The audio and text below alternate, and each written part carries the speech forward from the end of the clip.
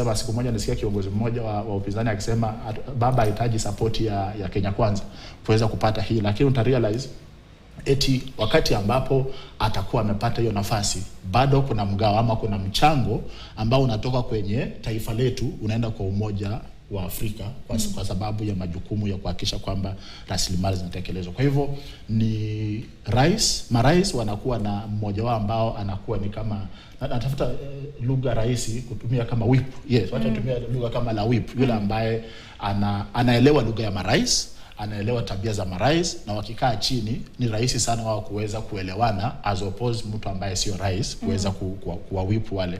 Alafu yule chairman anakuwa sasa ndio kama CEO ambaye ana implement policies, ni kama organization, wakati ambapo tuko na board of directors lakini bado tuko na chief executive ambaye kwa board ana act kama secretary lakini ndio ana implement policies za shirika. Na ningependa kusema hivi, I think wale viongozi wa Azimio bado wanataka kuingiza siasa kwa masuala, hasa kwa wale ambao wanasema kwamba Raila hahitaji msaada wa serikali.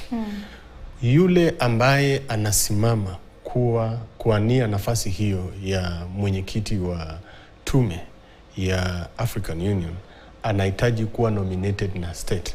Kwa hivyo ni candidate ambaye amekuwa fronted na the nation. Kwa hivyo hawezi kwenda tu ati mimi tu raia natoka tu hapa kwa barabara nasema si mimi nikiangalia CV yangu niko na CV yangu, anataka mtu ako na masters, niko na PhD, niko nayo, wacha nipeleke makaratasi. Hapana, anakuwa nominee wa state. Anakuwa, kwa hivyo kama vile kaka amesema, president na delegation ya Kenya, kwa sababu wana vote na delegations. Hata ukifika pale ni delegation ya mataifa ndio inapiga kura. Delegation ya Kenya ndio itakuwa mstari wa mbele kuwhip mataifa mengine na delegations zingine kuhakikisha kwamba wanapigia yule ambaye anawania kutoka kwa taifa lao. Kwa hivyo Raila anakwenda pale sio kama kiongozi wa Azimio. Raila haendi pale kama mwanasiasa wa Kenya. Raila anaenda pale kuwania kama Mkenya. Kwa hivyo wakati serikali inasema kwamba itasaidia kuhakikisha kwamba kampeni yake inafaulu na Raila achaguliwe, wanafanya hivyo kumkampenia kama Mkenya. Kule nje watu wengine watawajui Kenya Kwanza ni nini, hawajui Azimio ni nini, au wanajua tu yule candidate ambaye anakuja ni Mkenya. Na serikali ya Kenya imesema huyu mtu anatosha. Na vile vile kwa hilo ambalo umeligusia, kwa sababu kile ambacho kimeuzika zaidi kwa Raila Odinga ni weledi wake wa masuala ya siasa, tajriba yake. Amekuwa kiongozi ambaye amekuwa katika siasa kwa muda mrefu. Hilo linauzika zaidi. Lakini itakuwa ni rahisi kumuuza katika mataifa yale mengine, au ni nini ambacho kitahitajika ili kuweza kuyavutia mataifa yote kuweza kumpigia kura? Je, kuna mataifa ambayo ni tharakanithi ambayo unajua nikipata hii ngome niko sawa? Kwa sababu kuna yale labda ya ukanda wa Afrika Mashariki itakuwa ni rahisi kumpigia kura.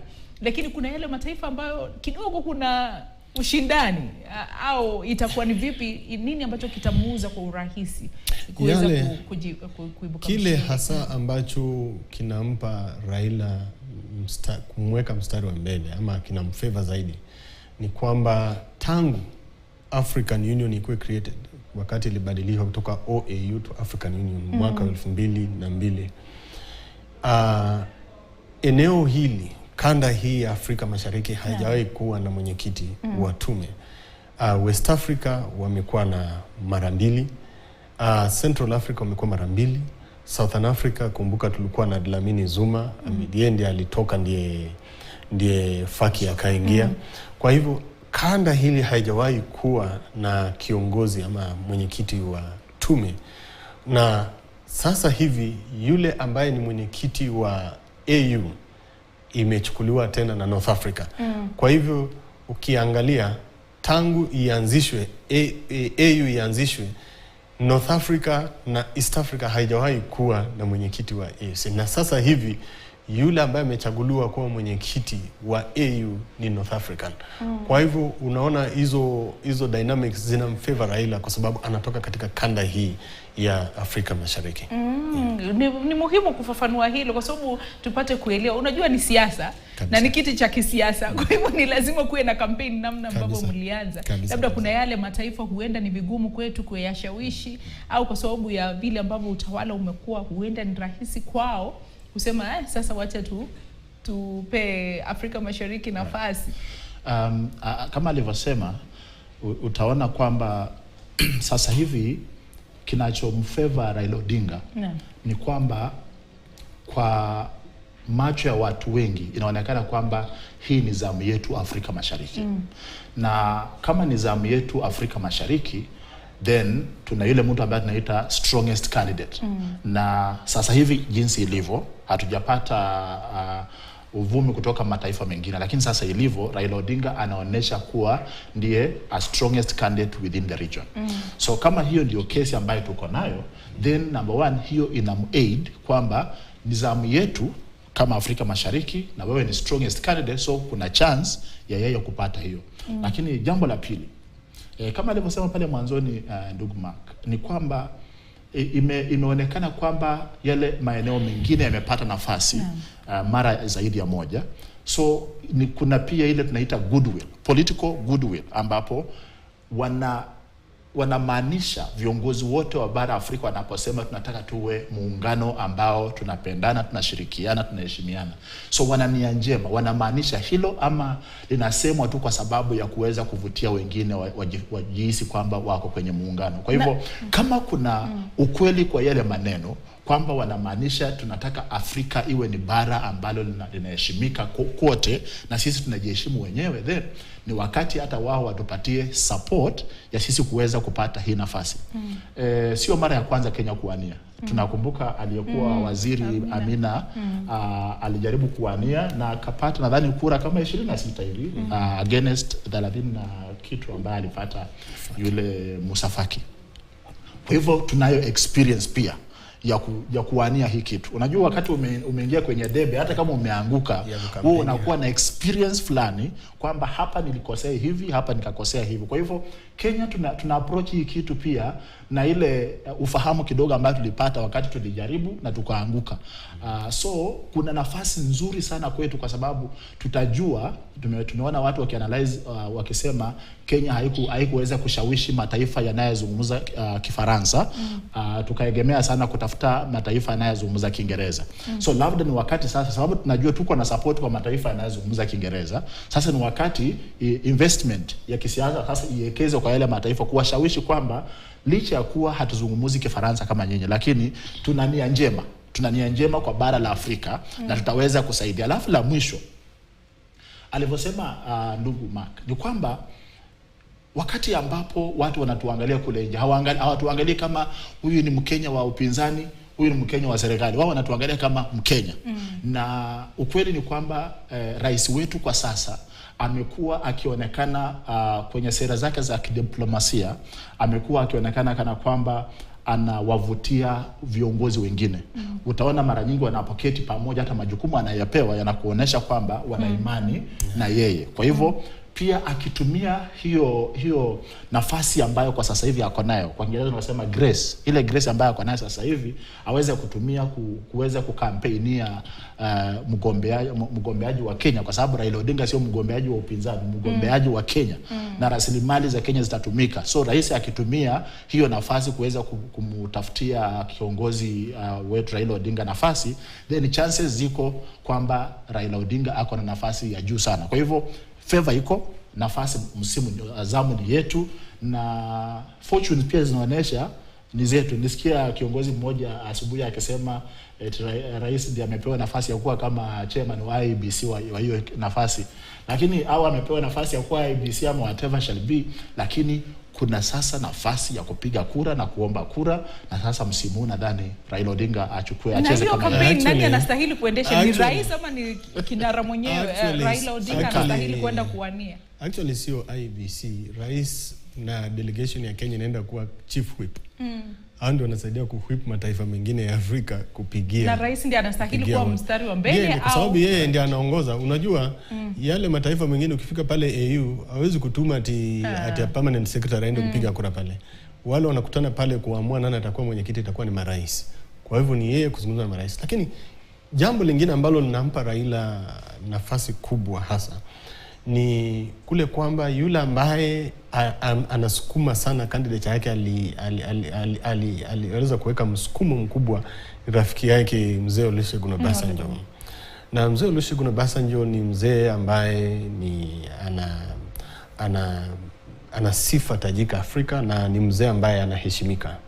Kwa hivyo yeye akiwa miongoni mwa wale ambao kwa mstari wa mbele kumkampenia Raila, naamini kwamba inapeana uwania Raila nguvu zaidi.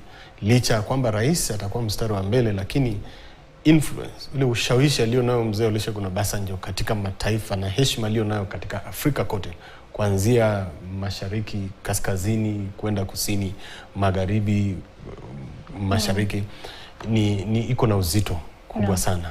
Na haswa jukumu la Raila Odinga sasa hivi litakuwa ni lipi haswa, ama kibarua kwake au changamoto kwake haswa kipindi hiki hadi kufikia wakati ambapo uchaguzi utaandaliwa, ni nini haswa anastahili kukifanya ili kuweza kujiweka katika nafasi nzuri katika kinyang'anyiro hiki?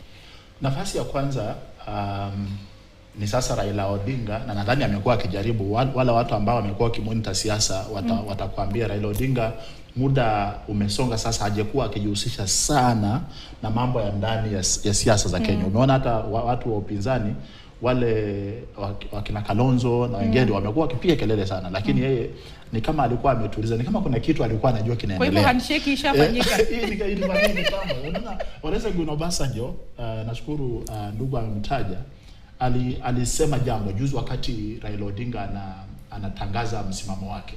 Alisema kwamba tulipata muda, tulikaa na rais kule Mombasa, alafu matokeo ya kwanza ikawa 5-5 for bipartisan committee. So alikuwa anajaribu kutuambia kwamba hii safari ilianza kitambo. Tulishaketi chini na tukaanza kutengeneza maandalizi hapa.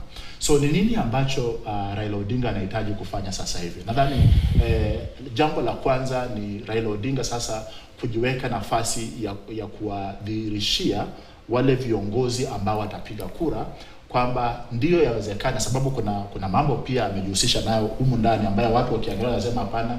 Mtu mwingine alikuwa anasema na akikuja ashindwe African Union ataleta supporters wake na mawe and all those kind of things. So inafaa sasa yeye aende ajipresent kwamba yale ambayo yamekuwa yakifanyika Kenya yamekuwa mambo ya ndani ya Kenya, lakini on the global platform, number one, tuna historia Raila Odinga wakati Cote d'Ivoire ilikuwa na issues. Alikuwa mmoja wale watu ambao walichangia sana amani ya Cote d'Ivoire kuweza kurudi, na hata rais aliyoko sasa hivi kule Cote d'Ivoire yasemekana rafiki wake wa karibu sana, kwa sababu aliweza kuchangia sana kuhakikisha kwamba peace ina prevail. Kwa hivyo ni kujipresent kama pan-Africanist kwa ile meza ya kuonesha kwamba mimi niko tayari kuhudumia, na sasa mienendo zangu ni za Kiafrika sio za Kikenya tena. Lakini dakika moja tu aliposema, mimi kuongezea pale ulikuwa umetuuliza nini kitafanyika ili aweze kupata support. Choice yake ya maneno wakati ambapo wanafanya press na Olusegun Obasanjo kwamba ninamuomba Rais Obasanjo anisaidie kukua balozi wetu kote Afrika. So utapata mataifa ya magharibi mwa Afrika sana sana ambako Olusegun Obasanjo ametoka, na nadhani ana ushawishi kwa sababu hata jinsi alivyostaafu kwa siasa na mambo ambayo amekuwa akifanya tangu wakati alitoka ofisini itakuonesha kwamba anaheshimika kiwango kikubwa. Na kwa hilo inamaanisha kwamba Olusegun akiwa ndio campaign manager wake, hii kitu atachukua mapema. Na kwa hivyo kile ambacho kingine kimekuwa kikijitokeza, wengi wanauliza nini ambacho kimemfanya rais kwa mfano akabadilisha nia. Je, kweli kuna nia njema au kuna njama fiche katika hayo yote, au ni mkakati wa kisiasa kwa sababu ya zile pingamizi ambazo zimekuepo, mchakato ambao unaendelea wa kisiasa sasa hivi, kwamba anaona wacha tumweke baba pembeni ndio tuweze kutekeleza haya ya Kenya kwanza? Una mtazamo huo vile vile? Hamna, kwa sababu rais hajabadilisha nia kwa sababu hakuwa na msimamo hapo mbeleni. Kwa hivyo kama angekuwa na msimamo hapo mbeleni kwamba huyu ndiye mtu ningefaa chukue hii nafasi ama basi tungesema amebadilisha nia. Kwa hivyo rais hakuna mahali popote amebadilisha nia. Yeye kama kiongozi wa taifa hili na mzalendo na anaelewa kwamba Raila haendi kule kama kiongozi wa upinzani ama mwanasiasa wa Kenya. Pale wanaangalia ni candidate wa kutoka taifa fulani. Kwa hivyo, na pia miongoni mwa viongozi wa Kenya, Raila Amolo Odinga ako na tajriba kubwa zaidi na uzoefu mkubwa sana. Kwa sababu moja kazi ambayo tume iko nayo ni kusaidia sana kutatua matatizo ambayo bara hili, na hasa kuunganisha. Nakumbuka Raila kwamba alikuwa amepewa ile nafasi ya kusimamia miundo msingi. Na hiyo ndio mojawapo ya changamoto ambayo bara hili tuko nayo, ikiwa tunaweza, mataifa ya Afrika inaweza kufanya biashara moja na nyingine. Ikiwa hakuna barabara ya kutoka hapa Kenya ambayo unaweza weka bidhaa yako kwa lori hapa ufikishe Nigeria, basi kuna tatizo. Japo kuwa tunasema kwamba tunahitaji kufanya biashara wa Afrika na Waafrika wenzetu, kuna tatizo hapo. Na kwa sababu Raila aliwahi kusimamia nafasi hiyo, naamini kwamba itakuwa miongoni mwa agenda kubwa sana ambayo ataweza kuendesha, ndio uweze ile African Free Trade Area kuwa realized. Lazima kwanza miundo misingi ya kuunganisha mataifa ya Afrika iweze kujengwa, na hiyo ni kazi ambayo inafanywa na tume, haifanywi na AU. Hao ndio wanafanya hiyo kazi, kusema kwamba kulobi mataifa, kusema wewe jenga barabara ifike kwa mpaka wako hapa, alafu ile taifa ingine wewe pia toa hapa, unganisha, peleka mpaka ifike kwa mpaka na ile taifa ingine, ili kwamba tuweze kuunganisha mataifa ya Afrika. Kwa hivyo hiyo ndio mojawapo ya majukumu kubwa ambayo Raila anaweza kufanya. Kwa hivyo, lakini rais yeye, naamini kwamba yeye ana support Raila kama Mkenya, sio kama mwanasiasa. Na mtazamaji, tutakuwa tukisoma kauli zako muda usiokuwa mrefu. Tuingie madukani, tutarejea na mengi zaidi muda usiokuwa mrefu, na kusihi usiende mbali.